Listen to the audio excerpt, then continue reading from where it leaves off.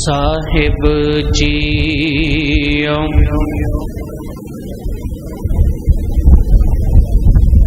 ए मन हर जीत आए तू एक मन एक चित पाए हर कियां सदा सदा वड्याइयां देह ना पछोताए हाँ हर कै साध बलिहारणे जित सेवे सुख पाए नानक गुरमुख मिल रहे हाँ मैं शब्द जलाए नानक गुरमुख मिल रहे हाँ मैं शब्द जलाए। वाहिगुरु जी का खालसा वाहिगुरु जी की फतेह। सतगुरु गुरु ग्रंथ साहिब सच्चे पातशाह जी दी अमृत बाणी दी विचार। धन श्री गुरु अमरदास सच्चे पातशाह जी ने पावन पवित्र अमृत बचना अंदर गुरमत दी मुकम्मल आवाज नूं साडे सन्मुख बयान कीता है। अगर गुरु ग्रंथ साहिब जी दी बाणी नूं पढ़ांगे एक गल स्पष्ट तौर ते साडे सामने आएगी कि सतगुरु जी ने बाणी विच अपने मन नूं बहुत जगह ते संबोधन कीता है। हर एक इंसान संसार दे नाल गल्लां बहुत करदा है। दुनिया दे विच हर एक इंसान दे नाल बहस भी करदे, आपसी बोल चाल भी है। संसारिक संबंधां दे नाल भी अनेकां प्रकार दी विचार चर्चा। पर गुरमत कहंदी है इंसान ने कदी भी अपने मन नाल गल करन दी कोशिश नहीं कीती।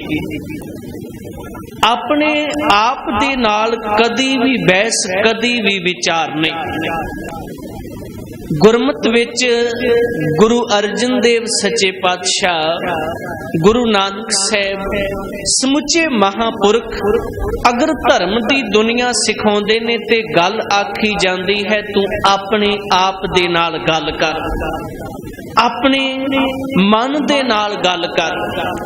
तेरा जिंदगी दा मकसद तेरे जीवन दी जो भी मंजिल है वो तेनू जरूर मिलेगी।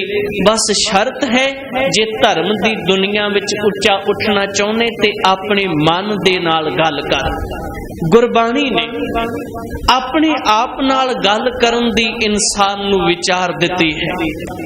सतगुरु गुरु अमरदास सच्चे पातशाह आनंद साहिब विच, गुरु अर्जन साहिब सुखमनी साहिब विच, धन गुरु रामदास सच्चे पातशाह गौड़ी की वार विच सानू सिखाउंदे ने कि ऐ इंसान तू अपने आप दे नाल अपने मन नाल सांझ किवें बनाउणी है ते ओ सांझ केड़ी होवे जिस सांझ दे नाल तेरा जीवन सोहना उच्चा ते शोभनीक बन सके।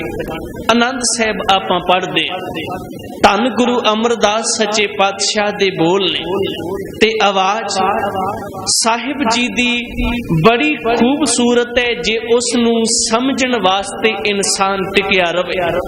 ਸਤਿਗੁਰੂ ਨੇ ਕਿਹਾ ਉਸ परमात्मा नूं, उस रब नूं तू दूर जाणिया। अपने अंदर दी, अपने जीवन दी विचार विच उस परमात्मा नूं थां नहीं दित्ती। संसार अंदर होर दुनिया दे मनुखां नूं बहुत जगह दित्ती, संसार दे संबंधां नूं थां दित्ती, कारोबार ते वपार धन दौलत नूं जगह दित्ती। हर एक पासे टाइम कढिया, हर एक पासे सांझ बनाई, हर एक पासे रुतबा कायम कीता, पर रब वाले पासे हर वक्त तू कमजोर रहे। धर्म वाले पासे हर वक्त तेरी कमजोरी है। ताई तां सतगुरु ने बाणी अंदर विचार साडे सामने दिते। आनंद साहिब दी पहली पौड़ी आउंदी ते गुरु दी विचार स्पष्ट सतगुरु सानू बयान करदे ने। दूजी पौड़ी आउंदी ते गुरु अमरदास सच्चे पातशाह कहंदे ने शब्द दी विचार दी अधीनगी विच अपनी जिंदगी नूं टिकाउण दा यतन कर। तीजी पौड़ी आई, दाते ने एक गल सिखाई, कहन लगे गुरु के सिखा, जिस परमात्मा नूं तू दूर जाणिया, किते अंदर झाती मार के वेख, ओ रब हर वक्त तेरे नाल है।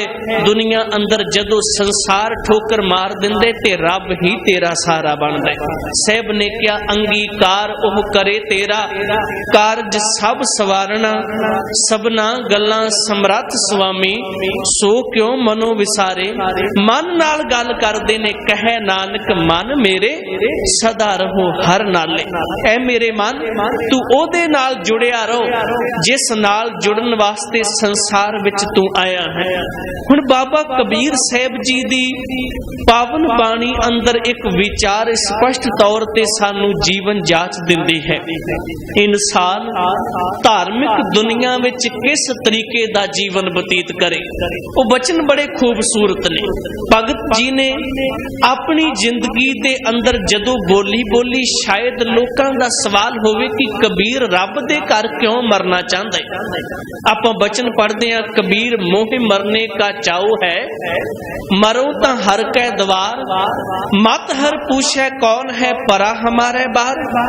शायद जिन्हां ने सरवण कीता होएगा, बाबा कबीर साहिब दे समकालियों ने सवाल कीता होएगा, कबीर तू रब दे घर क्यों मरना चाहना है, तू अपनी जिंदगी अंदर उस दर ते क्यों अपने आप नू अखीर समय टिकाना चाहना है। बाबा कबीर साहिब कहंदे ए तां मैं जानदा ना कि मैं परमात्मा दे रब दे दरबार विच क्यों मरना चाहना। बाबा कबीर साहिब कहंदे ने किते परमात्मा दे घर दे सामने रब दे दरबार दे दरवाजे दे मूहरे मेरी लोथ पई होवे ते परमात्मा किते अचनचेत पुछ लवे कि बाहर दरवाजे ते कौन पिया, ते लोग मेरा नाम लेके बयान कर देन, बस मेरी गल बन जाएगी। क्योंकि परमात्मा ने रब ने मेरे बारे पूछना है।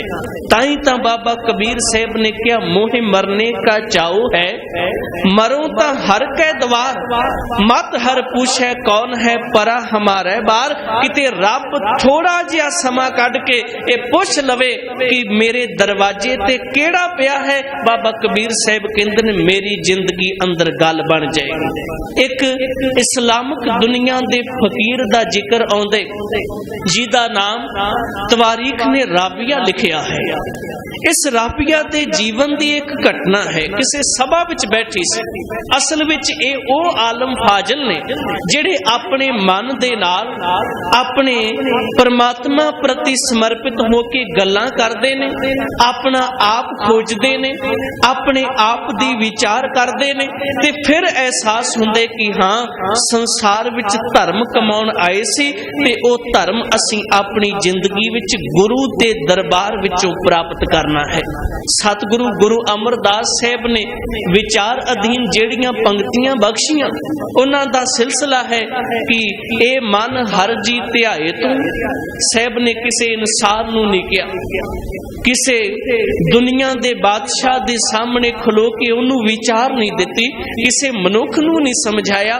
साहब ने बाणी विच जेड़ी गल की अपने आपे नूं अपने मन नूं समझाई, ताकि हर एक सिख इस शब्द नूं पढ़ के सीख सके कि मैं अपना आपा सवारना है। जिवें बाबा फरीद साहब कहंदे ने, आप सवारे मैं मिले, मैं मिलिया सुख होए, फरीदा जे तू मेरा होए रहे, सब जग तेरा होए। उस राबिया ने भरी सभा दे विच एक गल कही ते जदों ओ बोली, जेड़े तर्कशील लोग सन उन्हां ओदी गल नूं पकड़ लिया। ओ कहंदी है कि मैं चाहनी आ कि रब परमात्मा मैनूं धक्का देवे, परमात्मा दे दरबार विचों भी मैनूं धक्के पैण। समय दे लोकां ने कहा इंसान धक्कियां तो बचदा है, इंसान चाहुंदे कि मेरी जिंदगी विच कोई धक्का ना पवे, मेरे जीवन दे अंदर किसी प्रकार दी कोई मजबूरी ना आवे। संसार विच दर दर ते इंसान नूं धक्के पैंदे ने, पर ऐ राबिया तू रब दे घर पहुंच के भी धक्के खाना चाहनी? तेरी जिंदगी दा मकसद की है? तू जीवन दे विच की हासिल करना चाहुंदी? तू अपने खुदा दे परमात्मा दे दरबार विच जे धक्के खान जाना ते की लोड़ है तेनू धक्के खान दी? की लोड़ है उस दरबार विच जाण दी? धक्के तां दुनिया विच भी बहुत पैंदे ने, की लोड़ है उस नाल सांझ बनाउण दी? राबिया ने भरी सभा विच एक गल कही, इह समर्पित उन्हां दा जिन्हां ने अपनी जिंदगी विच पड़चोलिया, मन दी खोज कीती, अपने जीवन विच अपने आप नाल गल्लां कीतियां ते जीवन नूं प्रैक्टिकल रूप दे के समाज दे सामने, दुनिया दे सामने पेश कीता। राबिया कहंदी, हाँ मैं रब दे दर भी जाना चाहनी, पर ए जे परमात्मा मैनू धक्का मारना चाहे ते मैनू कोई गिला नहीं, क्योंकि जदों रब धक्का मारेगा वो मैनू स्पर्श करेगा ते जदों रब ने छू लिया समझ लो मेरी गल बन गई। असल विच इह धार्मिक दुनिया दी एक शिखरता है। बाबा कबीर साहब जी दी विचार सानू जिंदगी दी सूझ दिंदी है। बस धर्म दी दुनिया विच समर्पण होना चाहिदा है। गुरु अमरदास साहब ने कहा, ए मन हर जी ध्याए तू, एक मन एक चित पाए, तेरी जिंदगी अंदर एकाग्रता जरूर होवे। सब तो वड्डी गल संसार दे अंदर भाई गुरदास साहब दा एक बड़ा सोहना कविता है। उन्हां कहा, बंदे दा हर एक संसार दे काम विच मन लग जांदा है, पर एक बड़ी वड्डी कमजोरी है, जिन्ना मन संसार दे कामां विच जुड़दे उन्ना मन धर्म दे कामां विच नहीं जुड़दा। उन्हां लिखिया है, जैसे मन जैसो मन लेख को लागत है लेखे बिखे, हर जस लिखत ना मन ठहरावे। एक लेख वो लिखारी संसार दी अनेका प्रकार दी बोली नू लिखदा है, अनेका प्रकार दी बोली नू बोलदे, आवाज ओदी जिंदगी विच है ते ओ कागज दे हिरदे ते कलम दी नोक दे नाल बड़ा कुछ बयान करदे ते बड़ियां खोजां करदे। पर ओही संसारक लेखक नू जे किते धर्म दा काम दिता जावे ते ओना मन ला के नहीं करेगा। भाई गुरदास साहिब कहंदे ने, एक वपारी बंदा अपने वपार विच पूरा मन जोड़ दे, पर ओनू जे किते हरनाम वणज दी गल सिखाई जावे ते ओ नहीं सीखना चाहता। एक दुनिया अंदर खोजी बंदा ओ हर एक प्रकार दियां औषधियां ते हर प्रकार दियां कीमती चीजां दी इस प्रकृति विचों खोज करेगा, पर भाई गुरदास साहिब कहंदे ने, जे ओनू धर्म दी रब दी खोज वाले पासे लाया जावे ते इन्ना मन ओदा रब दी खोज वाले पासे नहीं जुड़ेगा, क्योंकि संसार दे नाल जिहदा संबंध डूंगा जुड़ चुका है, संसार दे नाल जिहदी प्रीत पै चुकी है, जेड़ा सब कुछ दुनिया दे अंदर इस विचरदी हुई माया नू समझदे, ओदे वास्ते फिर धर्म कमाउणा एक बड़ा औखा है। ताई तां गुरुदेव ने कहा, अपनी जिंदगी विच मन दे नाल गल कर ते अंदरों पड़चोल के इह सिखण दी कोशिश कर कि मेरे जीवन दा मकसद की है। ਇਕਾਗਰ ਚਿੱਤ ਹੋਣਾ ਇੱਕ ਬੜੀ ਵੱਡੀ ਵਿਚਾਰ ਹੈ। ਕਿਉਂਕਿ ਇੱਕ ਗੱਲ ਹਮੇਸ਼ਾ ਯਾਦ ਰੱਖੀਏ, ਜਦੋਂ ਆਪਾਂ ਆਪਣੇ ਜੀਵਨ ਦੇ ਅੰਦਰ ਧਾਰਮਿਕ ਦੁਨੀਆ ਵਿੱਚ ਕਦਮ ਰੱਖਦੇ ਹਾਂ, ਭਾਵ ਗੁਰੂ ਘਰ ਆਉਣਾ ਇੱਕ ਬੜੀ ਵੱਡੀ ਤਬਦੀਲੀ ਹੈ ਦੁਨੀਆ ਦੀ। ਇੱਕ ਗੱਲ ਹਮੇਸ਼ਾ ਚੇਤੇ ਰੱਖੀਏ, ਇਸ ਘਰ ਅੰਦਰ ਰਹਿਮਤਾਂ ਬੜੀਆਂ ਨੇ। ਭਾਂਡੇ ਤਾਂ ਲੋਕ ਬਾਹਰ ਵੀ ਬਹੁਤ ਮਾਂਜਦੇ ਨੇ ਤੇ ਭਾਂਡੇ ਇਸ ਘਰ ਵਿੱਚ ਵੀ ਆ ਕੇ ਮਾਂਜੇ ਜਾਂਦੇ ਨੇ। ਬਾਹਰ ਦੇ ਭਾਂਡੇ ਮਾਂਜਣ ਵਿੱਚ ਤੇ ਇੱਥੋਂ ਦੇ ਭਾਂਡੇ ਮਾਂਜਣ ਵਿੱਚ ਜ਼ਮੀਨ ਆਸਮਾਨ ਦਾ ਅੰਤਰ ਹੈ। ਬਾਹਰ ਦੇ ਭਾਂਡੇ ਇਨਸਾਨ ਆਪਣੇ ਜੀਵਨ ਦੇ ਅੰਦਰ ਕੇਵਲ ਸਵਾਰਥ ਵਸ ਹੋ ਕੇ, ਕੇਵਲ ਜ਼ਿੰਦਗੀ ਦੀ ਜ਼ਰੂਰਤ ਨੂੰ ਮੁੱਖ ਰੱਖਦਿਆਂ ਮਾਂਜਦੇ, ਤੇ ਇੱਥੇ ਭਾਂਡੇ ਜਿਹੜੇ ਮਾਂਜੇ ਜਾਂਦੇ ਨੇ ਉਹ ਸੇਵਾ ਵਸ ਹੋ ਕੇ ਮਾਂਜੇ ਜਾਂਦੇ ਨੇ। ਸੱਚ ਇਹ ਵੇ, ਸੇਵਾ ਕਰਦਿਆਂ ਕਰਦਿਆਂ ਗੁਰੂ ਦੇ ਚਰਨਾਂ ਵਿੱਚ ਮਨ ਜੁੜ ਜਾਵੇ ਤੇ ਜੀਵਨ ਸਫਲ ਹੋ ਜਾਂਦੇ। ਜ਼ਮੀਨ ਆਸਮਾਨ ਦਾ ਅੰਤਰ ਹੈ। ਝਾੜੂ ਤਾਂ ਲੋਕ ਬਾਹਰ ਵੀ ਆਪਣੇ ਘਰਾਂ ਵਿੱਚ ਵੀ ਮਾਰਦੇ ਨੇ, ਝਾੜੂ ਉਹੀ ਹੈ, ਹੱਥ ਵੀ ਉਹੀ ਨੇ, ਪਰ ਉਸ ਝਾੜੂ ਮਾਰਨ ਵਿੱਚ ਤੇ ਇੱਥੇ ਆ ਕੇ ਝਾੜੂ ਮਾਰਨ ਵਿੱਚ ਲੋਕ ਜ਼ਮੀਨ ਆਸਮਾਨ ਦਾ ਅੰਤਰ ਸਮਝਦੇ ਨੇ। ਕਾਰਨ ਹੈ, ਘਰ ਮਾਰਿਆ ਝਾੜੂ ਉਹ ਕੇਵਲ ਆਪਣੇ ਘਰ ਦੀ ਮਲੀਨਤਾ ਨੂੰ ਸਾਫ਼ ਕਰੇਗਾ। ਗੁਰੂ ਘਰ ਆ ਕੇ ਮਾਰਿਆ ਹੋਇਆ ਝਾੜੂ, ਜੇ ਝਾੜੂ ਮਾਰਦਿਆਂ ਸ਼ਬਦ ਦੀ ਆਵਾਜ਼ ਕੰਨਾਂ ਵਿੱਚ ਪੈ ਕੇ ਸ਼ਬਦ ਨਾਲ ਮਨ ਵਿੰਨਿਆ ਜਾਵੇ ਤੇ ਇਨਸਾਨ ਦਾ ਮਨ ਵੀ ਸਾਫ਼ ਹੋ ਜਾਂਦਾ ਹੈ। ਜ਼ਮੀਨ ਆਸਮਾਨ ਦਾ ਅੰਤਰ ਹੈ। ਗੁਰੂ ਗ੍ਰੰਥ ਸਾਹਿਬ ਸੱਚੇ ਪਾਤਸ਼ਾਹ ਵਿੱਚ ਭਗਤ ਨਾਮਦੇਵ ਜੀ ਦਾ ਇੱਕ ਬੜਾ ਸੋਹਣਾ ਸ਼ਲੋਕ ਸ਼ਬਦ ਆਂਦੇ ਤੇ ਉਹ ਵਿਚਾਰ ਇਕਾਗਰਤਾ ਦੀ ਸ਼ੈਲੀ ਵਿੱਚ ਬੜੀ ਸੰਪੂਰਨਤਾ ਹੈ। ਭਗਤ ਜੀ ਬਿਆਨ ਕਰਦੇ ਨੇ, ਉਹਨਾਂ ਕਿਹਾ ਸੋਇਨੇ ਕੀ ਸੂਈ, ਰੂਪੇ ਕਾ ਧਾਗਾ, ਨਾਮੇ ਕਾ ਚਿੱਤ, ਹਰ ਸਿਉ ਲਾਗਾ। ਹੁਣ ਸਾਡੇ ਘਰਾਂ ਵਿੱਚ ਜਦੋਂ ਅਸੀਂ ਕੱਪੜੇ ਸੀਨੇ, ਅਸਲ ਵਿੱਚ ਇਕਾਗਰਤਾ ਹੈ ਕੀ ਚੀਜ਼?